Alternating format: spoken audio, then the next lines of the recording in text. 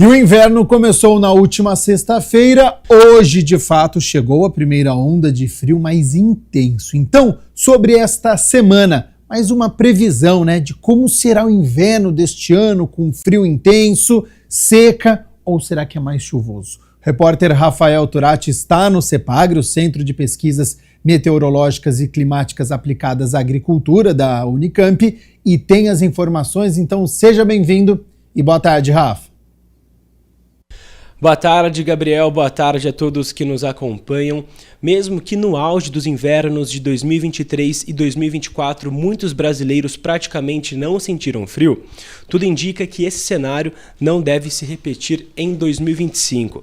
Eu estou aqui no CEPAGRE, o Centro de Pesquisas Meteorológicas e Climáticas Aplicadas à Agricultura da Unicamp, com o meteorologista Bruno Baine, que vai explicar um pouco melhor sobre essa estação do ano que chegou recentemente.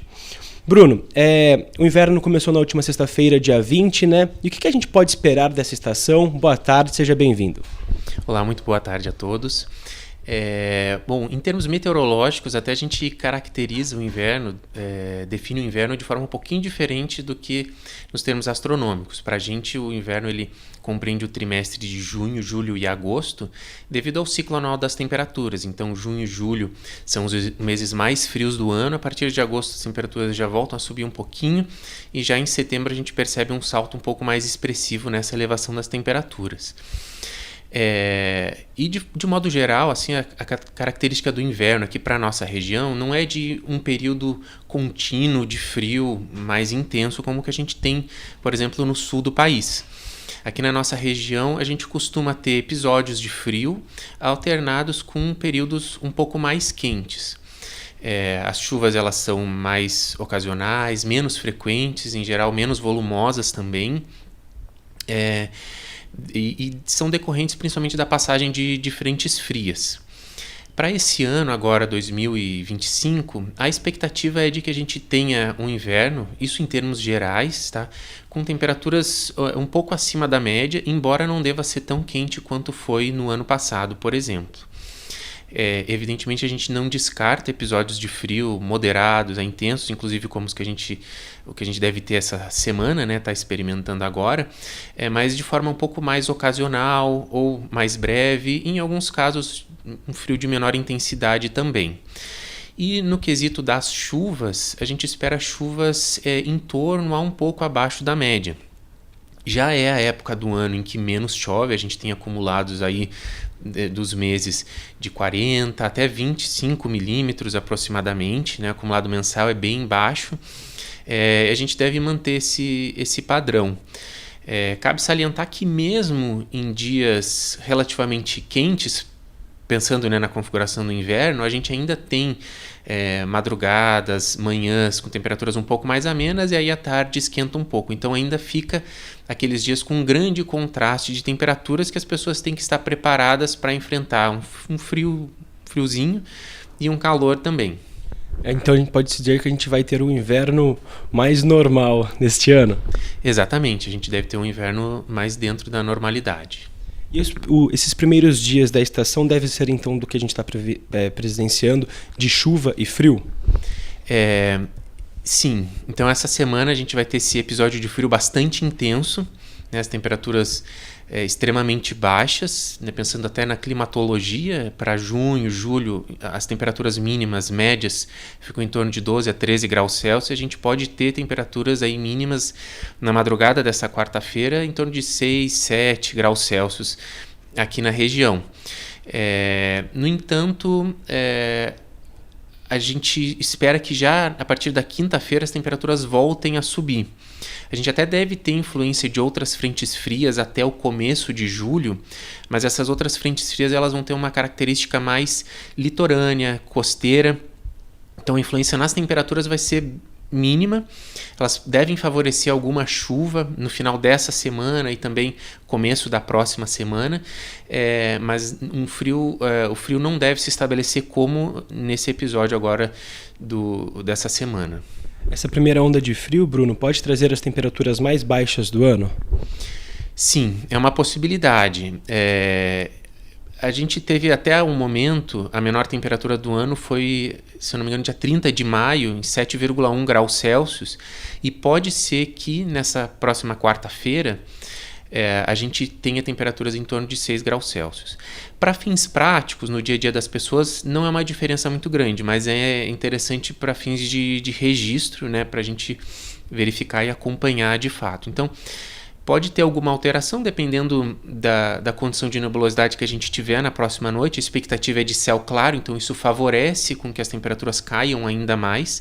Por isso que a gente tem essa expectativa de temperaturas em torno de 6 graus Celsius aqui para a região. Em relação à estiagem, é característica dessa época do ano, é característica dessa estação do inverno? Sim, é uma característica. A gente costuma ter longos períodos sem precipitação. Em alguns casos a gente tem um dia só de chuva no mês. E inclusive quando a gente fala da previsão sazonal, essa previsão de mais longo prazo, a gente não consegue fazer uma caracterização detalhada de como que as chuvas vão ocorrer.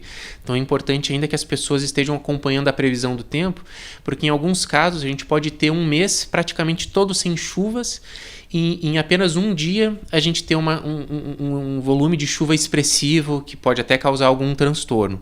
Então, no caso da previsão sazonal, essa previsão para a estação, a gente não consegue determinar isso. Mas, de forma geral, assim, a curto prazo, a gente já vinha esperando desde a semana passada, né, de que esse final de junho, começo de julho, seria o período mais favorável para a ocorrência de chuvas aí das próximas semanas. Então uma dica para o pessoal que está em casa, Bruno, essa semana andar com o guarda-chuva e tirar as cobertas do guarda-roupa? Exatamente, e estar preparado aí para enfrentar esse frio. E quem trabalha, né, em ações junto a pessoas de vulnerabilidade, ONGs, né, esteja também preparado para fazer esse apoio. É isso então, Bruno, muito obrigado por todas essas informações, uma boa tarde, viu? Eu que agradeço, uma ótima tarde a todos. Obrigado mais uma vez. Gabriel, é isso então, como o Bruno falou, pessoal, andem com guarda-chuva na bolsa e tirem as cobertas do guarda-roupa. Volto com você no estúdio, Gabriel. Eu vim trabalhar mais ou menos desta maneira, viu? Guarda-chuva em uma mão e vestido com 3 blusas. Quero agradecer ao nosso repórter Rafael Turati e, claro, a disponibilidade do tempo do Bruno Baini, que é meteorologista do CEPAGRE, pelas informações. A gente segue aqui com as notícias da metrópole porque a Coordenadoria de Prevenção ao Uso de Drogas promove campanha de prevenção junto aos estudantes. A Coordenadoria de Prevenção ao Uso de Drogas cria projetos para a Semana de Prevenção às Drogas em referência ao dia 26 de junho, Dia Internacional de Combate às Drogas. Esse tema, ao mesmo tempo que ele é antigo, ele é muito atual, né? Porque cada vez mais jovens fazem uso e abuso de drogas. Então a gente apresentou esse projeto para a Escola Carlos Gomes, que os alunos abraçaram o projeto, a Coordenadoria de Prevenção ao Uso de Drogas acompanhou o desenvolvimento, orientou, apresentou onde eles podiam buscar informações baseadas em estudos científicos, para que eles aprendessem. E mais do que isso, que eles sejam multiplicadores dessas informações. O projeto apresentado foi desenvolvido por alunos do 2º ano do ensino médio. Quando esse projeto, a convite da prefeitura, chegou para a escola, eles ficaram muito entusiasmados, se dedicaram muito. Então, várias reuniões, eles se reuniam sozinhos, não precisavam de professor estar orientando. Eles fizeram mesmo o protagonismo juvenil e lançaram esse programa. A pedagoga ainda ressalta o objetivo principal diante desse trabalho. É o não entrar nas drogas, né? A prevenção. E como que a gente se previne? Orientando, conhecendo e sabendo quais as consequências da droga. Além do Poder Executivo, o Poder Legislativo Municipal também participa das prevenções através de políticas públicas para a sociedade. A Câmara sempre tem debatido como melhorar as ações de prevenção na nossa cidade, o uso indevido, abusivo de drogas, né? Isso tem que ser ação de política pública. É claro que a prevenção deve envolver todas as áreas, né? E principalmente a educação. Sempre quando a gente fala em prevenção, a gente pensa em primeiro lugar naquela população que é mais vulnerável, né? Que é o objeto da prevenção. quanto mais cedo a informação, a prevenção chegar na vida das pessoas, jovens, adolescentes, estudantes, portanto, assim maior a chance de você desenvolver os fatores de proteção e evitar que eles façam uso precoce de qualquer tipo de droga, inclusive as lícitas, né? E obviamente evitando assim que ele se torne independente. Faleceu ontem, aos 82 anos, o músico Nelson Fidelis. Ícone do samba campineiro, Nelsinho, como era conhecido, deixa um legado de talento, resistência cultural, amor à música. Teve a história registrada no livro A Velha Arte de Nelson Fidelis, O Nosso Samba em Sua Voz, da socióloga Erotides Loyola, que foi lançado em 2013. Em 2014, recebeu aqui na Câmara o diploma Noel Rosa em reconhecimento à contribuição para a música popular do vereador e hoje presidente da Câmara, Luiz Rossini. Neste ano foi homenageado pelo bloco carnavalesco Nem Sangue Nem Areia, nosso sentimento aos familiares e amigos. No fim desta edição do Jornal Câmara Notícia, nós faremos mais uma homenagem ao músico. E olha só, a Secretaria de Saúde de Campinas confirmou mais 8 mortes por dengue. Os óbitos ocorreram entre 25 de março e 27 de abril. E com isso, o total de mortes por dengue aqui na cidade em 2025 chega a 11.